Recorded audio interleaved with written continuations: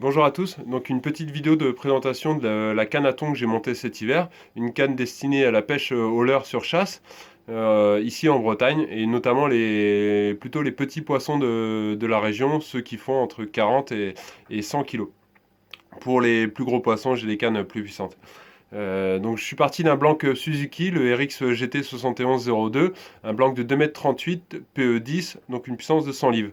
Avant de vous montrer le montage un petit peu particulier que j'ai fait, je voulais vous expliquer voilà, les raisons qui m'ont amené à faire ce montage. Déjà, il faut savoir que quand on pêche le thon, il y a deux phases dans le combat. Il y a une première phase où, une fois que le poisson est ferré, le poisson va partir un petit peu dans tous les sens. Le combat va plutôt se faire avec la canne vraiment relevée, un combat plutôt à l'horizontale. Et rapidement, au bout de 10 minutes, le poisson va sonder et va se mettre à tourner sous le bateau. Il se sert vraiment de son poids pour ne pas monter. On a beau donner de l'angle avec le moteur, le poisson revient toujours sous le bateau. Du coup, bon, après, chacun a ses habitudes de pêche, chacun pense ce qu'il veut, mais nous, on pêche le thon avec la canne calée entre les jambes, sans baudrier, sans harnais, juste avec l'aide d'une petite protection en mousse, comme ça, un petit cut-sheet, qu'on cale au niveau du talon de la canne. Voilà, on se retrouve dans cette position. Donc l'avantage, c'est que la canne n'est pas trop relevée, donc l'angle, il est vraiment bon. On ne dépasse pas les 45 degrés. On tire un maximum donc, de puissance de la canne. Et surtout, il y a très peu de risque de casse. Après, je sais qu'il y en a beaucoup qui utilisent des baudriers type Blackmagic, ceux qui ont une ceinture dorsale et une plaque qui descend quasiment à hauteur de genou. Personnellement, moi, c'est des baudriers que je conseille plutôt pour la pêche en trolling, car quand on pêche en spinning, en fait, la canne est vraiment relevée, et encore plus si on tire sur la canne. Du coup, quand on est sur la deuxième phase du combat, et que le thon est vraiment sous le bateau, et ben, ça fait que on travaille que avec la partie haute de la canne, et donc il y a des risques de casse, on ne tire pas le maximum de puissance de la canne, etc. Donc pour moi, c'est pas ce qui se fait de mieux. Après, il y a ce genre de baudrier.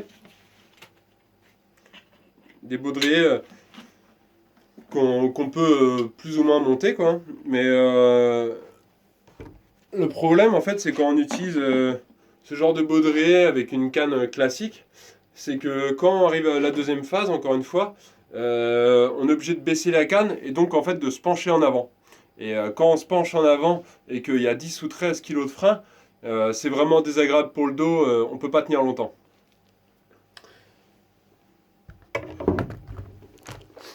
Donc, en fait, avec mon copain Pierre, on a réfléchi à un système pour pouvoir pêcher avec ce genre de baudrier, pour éviter notamment les petites frictions, les petites irritations qu'on peut avoir entre les jambes quand la canne est calée et que le combat dure longtemps.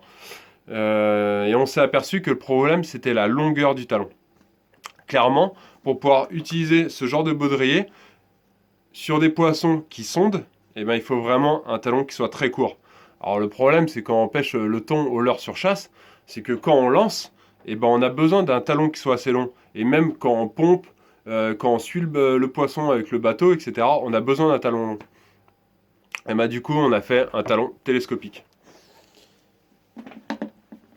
Voilà. Donc quand je peux faire ma première partie de combat talon déplié. Et une fois que le poisson se met à sonder, j'ouvre le levier, je rabats le talon, je referme, je reverrouille. Et là, je suis prêt à attaquer ma deuxième partie de combat.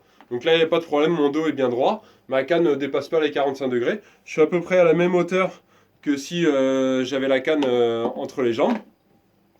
Et surtout, bah, on s'aperçoit que la canne est beaucoup moins relevée que si la canne était dans un baudrier type Blackmagic. Donc voilà, c'est un montage qui nous a quand même bien pris la tête. C'est quand même assez compliqué parce qu'il faut avant tout que ce soit solide. Il faut aussi que par rapport au cardan, que le talon se rétracte dans l'axe. Donc on est plutôt satisfait du résultat parce que ça marche bien. On a fait des tests au lancer, il n'y a pas du tout de jeu. On a fait des tests en charge aussi, il n'y a pas de problème, ça tient. Après bien sûr, bah, il va falloir faire des tests à l'échelle 1-1, c'est-à-dire avec un poisson au bout. Et là, on verra bien ce que ça donne. Au niveau des composants, donc j'ai mis que des composants quand même de qualité, puisque j'ai mis un butt, le nouveau butt Fuji, celui qui laisse un maximum de mobilité. Une poignée de VTT, parce que tout simplement c'est ce qui offre le maximum de grip.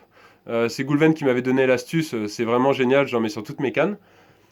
La pièce qui permet la mobilité du talon. Un spacer, un contre-écrou qui permet de cacher aussi le filetage, un porte-moulinet DPSM, une bague TRCH, un grip en nipalon, enfin un EPDM qui est recouvert d'un shrink tube, une petite bague de finition,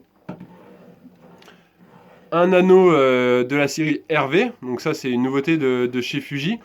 C'est le top du top en anneau parce qu'en fait il n'y a pas de patte devant comme sur les KW, et ce qui fait qu'il y a moins de friction. Et contrairement aux anneaux MN, par exemple ceux qui sont inversés, il y a un angle de 4 degrés également. En fait, il faut savoir que la plupart des moulinets, sauf une série bien connue de moulinets, mais la plupart sont inclinés à 4 degrés. Donc ça paraît normal en fait que ce striper, ce premier anneau, soit aussi incliné à 4 degrés. Bon, la friction, la principale friction, pardon, se fait au niveau du premier anneau. Donc le reste des anneaux, je les ai mis en KW. Les anneaux RV sont disponibles que en armature titanium pour le moment. Donc j'ai mis toute la rampe en titanium céramique Torzite.